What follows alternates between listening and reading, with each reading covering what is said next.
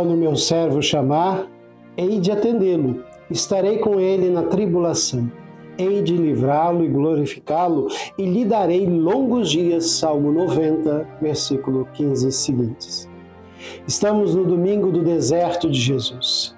Por isso, cada um de nós, justificados por Jesus e em comunhão com esse seu projeto salvador, vamos nos alimentar com o pão da palavra, o pão da Eucaristia.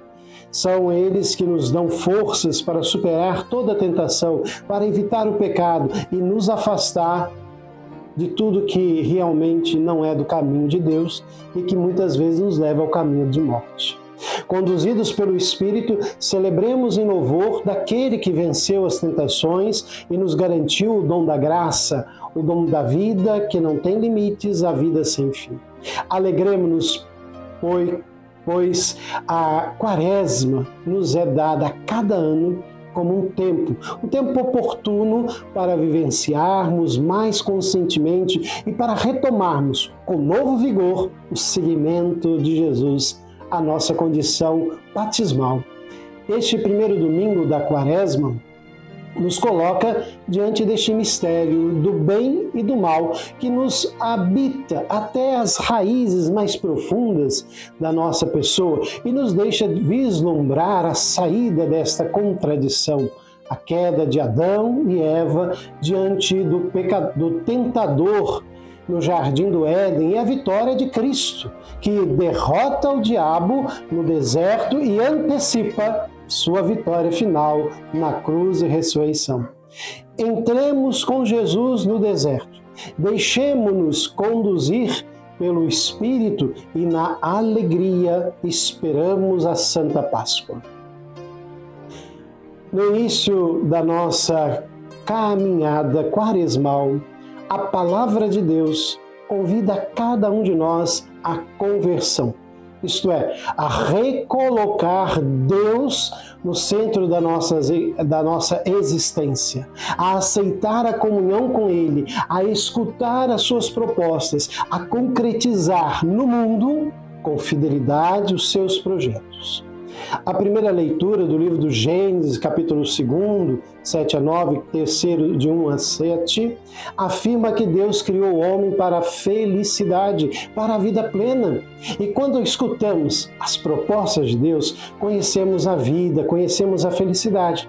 Mas sempre que prescindimos de Deus, sempre que esquecemos dele e nos fechamos em nós próprios, inventamos esquemas de egoísmo, de orgulho, de prepotência, construímos caminhos de sofrimento, caminhos verdadeiramente de morte. De onde vimos? Para onde vamos? Por que é que estamos aqui? Qual o sentido da nossa vida?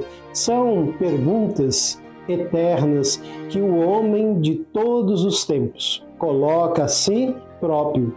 A palavra de Deus, que hoje nos é proposta pela liturgia, responde: é Deus a nossa origem, é Deus o nosso destino último, não somos um minúsculo, insignificante grão de areia, perdidos numa galáxia qualquer, mas somos seres que Deus criou com amor, a quem Ele deu o seu próprio sopro, a quem animou com a sua própria vida. O fim último da nossa existência não é o fracasso, a dissolução no nada, mas a vida definitiva, a felicidade sem fim, a comunhão plena com esse Deus que caminha conosco, que não nos abandona jamais. O Salmo 50, 51, o perdão de Deus torna-nos homens e mulheres recriados à imagem do seu Filho, abertos à alegria do Espírito Santo. Por isso nós dizemos: pecamos, Senhor, tende compaixão de nós. Tende compaixão de nós, Senhor, porque somos pecadores. E a segunda leitura, Romanos, capítulo 5, versículos de 12 a 19, nos propõe dois exemplos: Adão e Jesus. Adão representa um homem que escolhe ignorar as propostas de Deus e decidir por si só os caminhos da salvação, da vida plena. Jesus é o homem que escolhe viver na obediência, as propostas de Deus e que vive na obediência aos projetos do Pai. O esquema de Adão gera egoísmo, gera sofrimento, gera morte. O esquema de Jesus gera vida plena, vida definitiva. Para deixar bem claro que a salvação foi oferecida por Deus aos homens e mulheres através de Jesus Cristo, São Paulo recorre aqui a uma figura literária que aparece com alguma frequência nos seus escritos, a antítese. Em concreto, Paulo vai expor o seu raciocínio através de um jogo de oposições entre duas figuras, Adão e Jesus. Alguns acontecimentos que marcam a história do nosso tempo confirmam que uma história construída à margem das propostas de Deus é uma história marcada pelo egoísmo, marcada pela injustiça, pela violência, pela prepotência e, portanto, é uma história de sofrimento e de morte. Quando o homem deixa de dar ouvidos a Deus e dá ouvido ao lucro fácil, destrói a natureza, explora os outros homens, torna-se injusto e prepotente, sacrifica em proveito próprio a vida dos seus irmãos e irmãs. Qual é o nosso papel de fiéis cristãos neste processo? O que podemos fazer para que Deus volte a estar no centro da nossa história e as suas propostas sejam acolhidas? No Evangelho de São Mateus, capítulo 4, versículos de 1 a 11, de forma mais clara, o exemplo de Jesus, ele recusou-se de forma absoluta uma vida vivida à margem de Deus e dos seus projetos. A palavra de Deus garante que, na perspectiva cristã, uma vida que ignora os projetos do Pai e aposta em esquemas de realização pessoal é uma vida perdida, uma vida sem sentido e, de fato, não realizada. E que toda a tentação de ignorar Deus, as suas propostas, é uma tentação diabólica que o cristão deve firmemente rejeitar. Porque Deus está nessa beleza que existe e não podemos excluí-lo dela. As cenas das tentações antecedem em Mateus e nos outros sinópticos a vida pública de Jesus. A questão essencial que a palavra de Deus hoje nos propõe é, portanto, esta.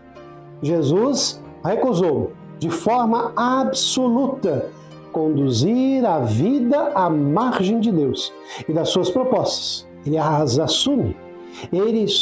Para ele, só uma coisa é verdadeiramente decisiva e fundamental: a comunhão com o Pai e o cumprimento obediente do seu projeto. E nós, seguidores de Jesus, é essa também a nossa perspectiva? O que é decisivo na minha vida? As propostas de Deus ou os meus projetos pessoais? Em suma, a vida é decisão. Depois do nascimento, em cada dia decidimos viver, decidimos comer, trabalhar, repousar, cuidar-se, ter tempo de lazer. Diante de tantas contrariedades que é preciso aceitar, assumir, ultrapassar, também é preciso decidir. Nós não decidimos, a maior parte de nós, ser batizados. Outros fizeram-no por nós. Mas depois decidimos crer, rezar, aprofundar a nossa fé, viver segundo o Evangelho. Muitos outros, na nossa própria família talvez, decidiram de modo diferente. Nessa semana, decidamos dar um passo ao encontro de Deus, com toda a liberdade. Sim, façamos desta semana a Semana da Liberdade, a todos os filhos e filhas de Deus. Deus quer nos livres, quer que vamos até Ele livremente. Pensemos nessas palavras e coloquemos o nosso coração em Deus. Um bom e abençoado domingo.